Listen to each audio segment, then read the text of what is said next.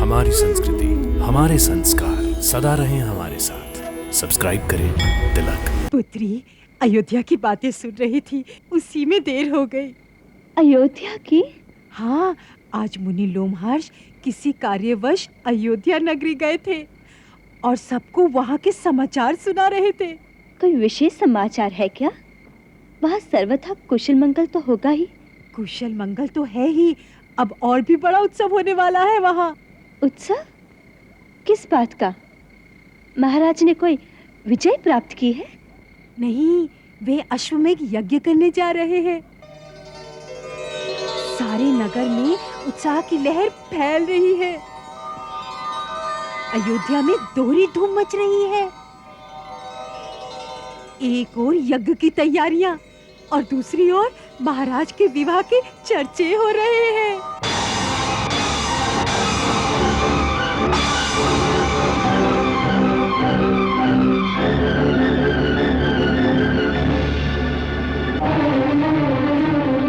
महाराज के विवाह के? हाँ, महाराज श्री राम के विवाह के? हाँ पुत्री, शास्त्र का विधान है यज्ञ स्त्री के बिना हो ही नहीं सकता, इसलिए उन्हें विवाह तो करना ही होगा। सीता तो है नहीं।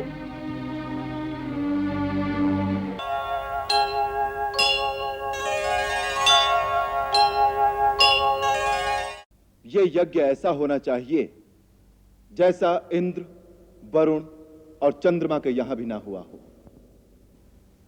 दान दक्षिणा का ऐसा प्रबंध हो कि जब तक याचक बार बार ये ना कहे बस मुझे और कुछ नहीं चाहिए, तब तक उसे देते रहो। जो आज्ञा महाराज। अरे सुमंत्र। जी महाराज। इस पृथ्वी पर जो धार्मिक राजा, ब्राह्मण, क्षत्रिय, वैश्य और शूद्र हैं, उन सभी को इस यज्ञ में आने के लिए आमंत्रित करो। हमारे राज्य से जो धर्मनिष्ठ ब्राह्मण दूसरे राज्यों में चले गए हैं, उन्हें और समस्त तपोधन ऋषियों तथा अन्य अन्य राज्यों में रहने वाले समस्त ब्रह्म ऋषियों को भी आमंत्रित कीजिए। जो आज्ञा महाराज। शत्रुघ्न को शीघ्र आने के लिए संदेश भेजो, यहां बहुत काम है। जो आज्ञा।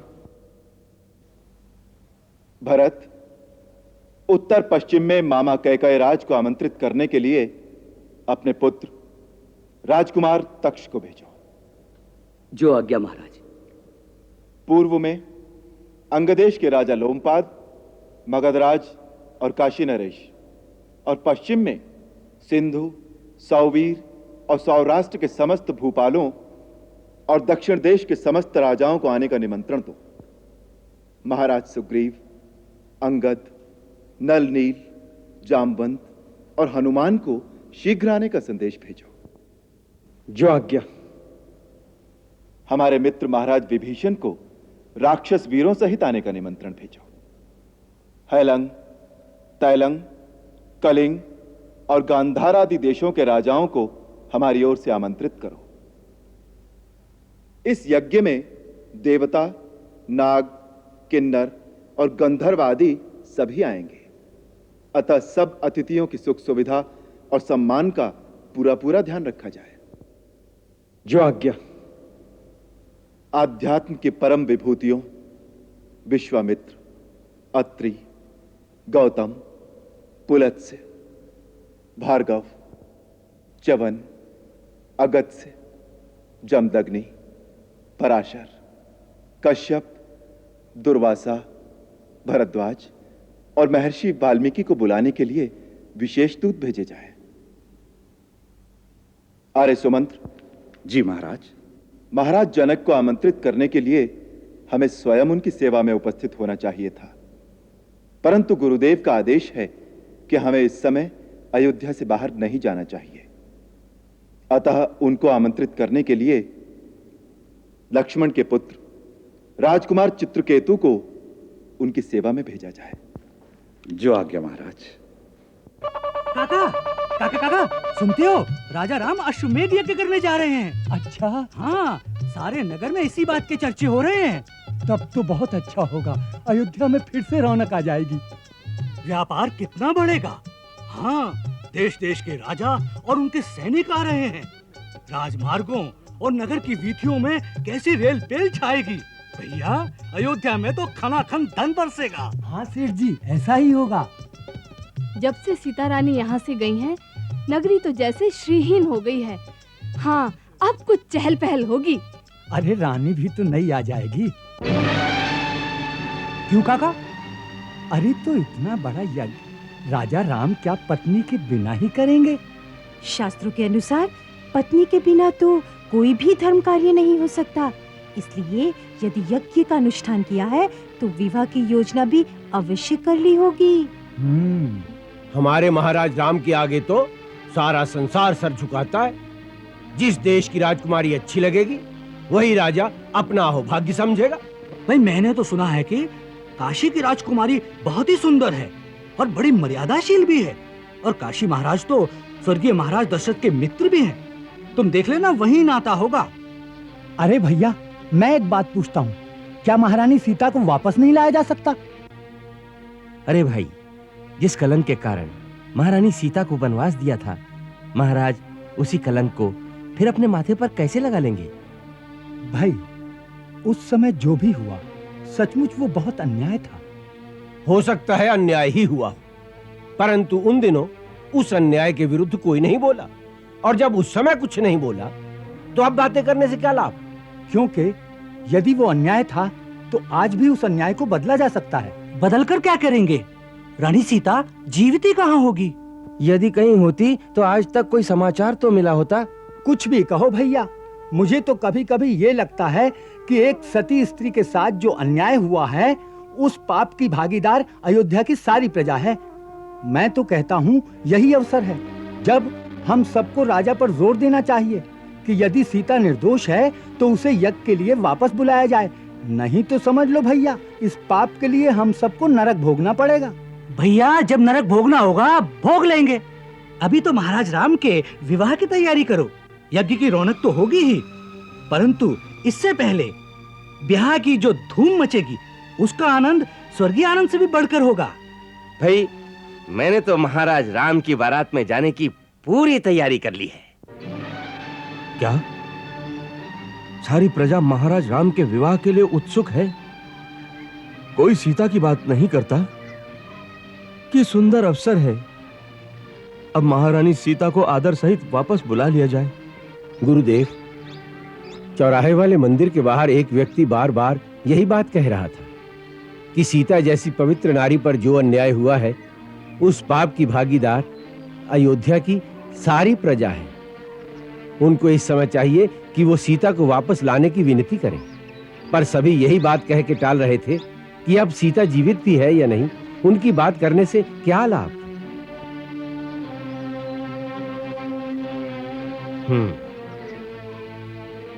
और इससे अतिरिक्त नगर के क्या समाचार हैं? गुरुदेव, नगर में मैं जहां जहां भी गया हर जगह केवल यज्ञ और विवाह की बात ही हो रही थी।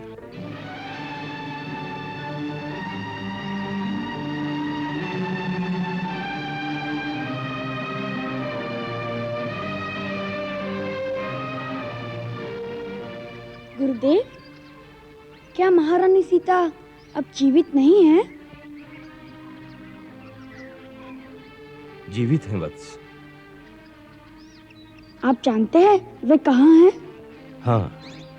तो फिर आप महाराज राम को जाकर ये बात क्यों नहीं बता देते? समय आने पर सब बता दूंगा।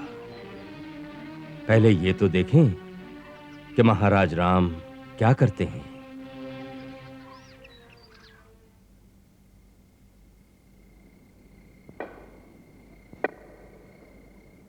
बड़ी देर कर दी माता।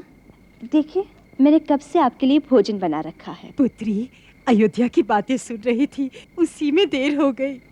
अयोध्या की? हाँ, आज मुनि लोमहर्ष किसी कार्यवश अयोध्या नगरी गए थे और सबको वहाँ के समाचार सुना रहे थे। कोई विशेष समाचार है क्या? वहाँ सर्वथा कुशल मंगल तो होगा ही।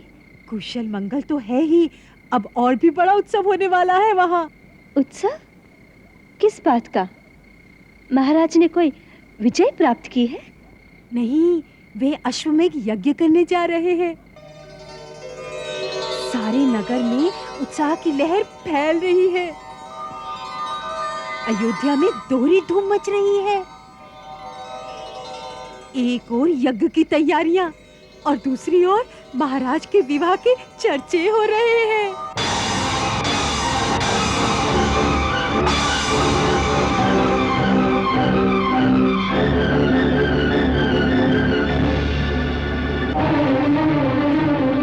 महाराज के विवाह के? हाँ, महाराज श्री राम के विवाह के? हाँ पुत्री, शास्त्र का विधान है यज्ञ स्त्री के बिना हो ही नहीं सकता, इसलिए उन्हें विवाह तो करना ही होगा। सीता तो है नहीं।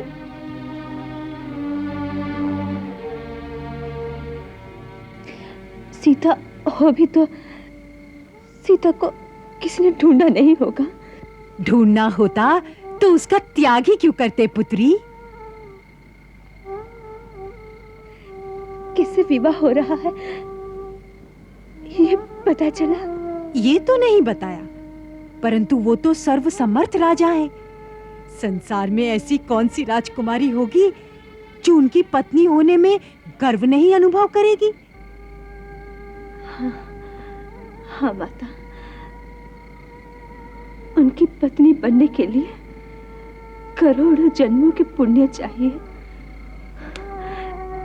सबके भाग में ऐसा वर कहा।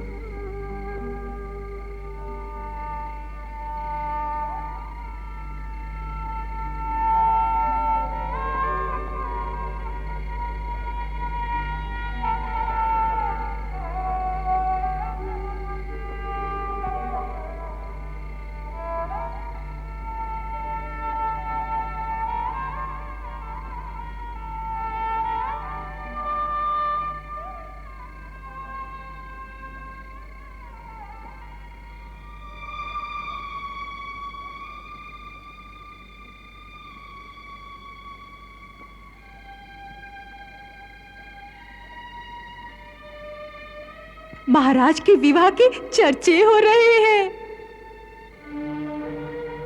शास्त्र का विधान है यज्ञ स्त्री के बिना हो ही नहीं सकता, इसलिए उन्हें विवाह तो करना ही होगा।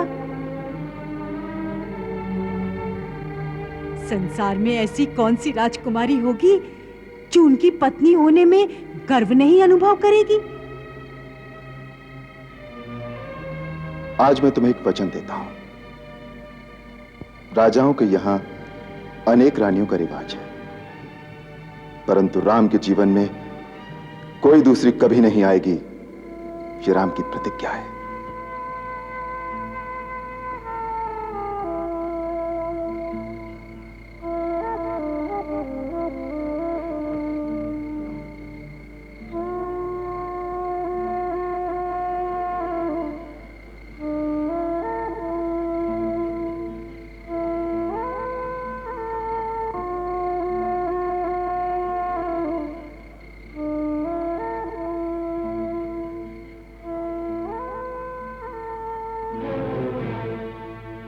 क्या कहते हो? प्रजा ने हमारे विवाह की तैयारियां भी आरंभ कर दी हैं। जी महाराज, लोगों में देश देश की राजकुमारियों के चर्चे भी हो रहे हैं। बहुत से लोगों का तो यह भी कहना है कि आपने काशी की राजकुमारी का चयन भी कर लिया है।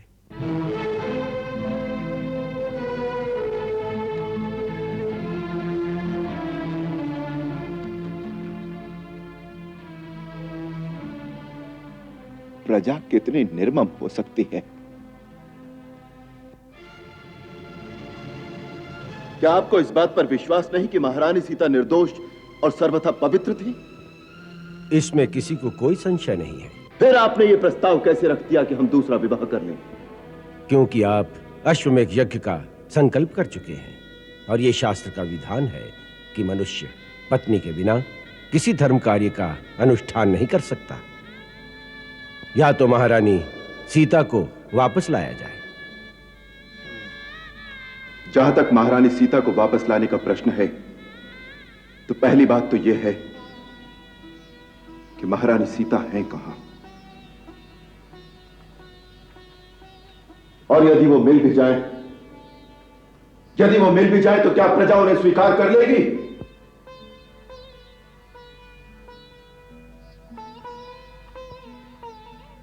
अर्थात उनके वापस आने की आशा व्यर्थ है।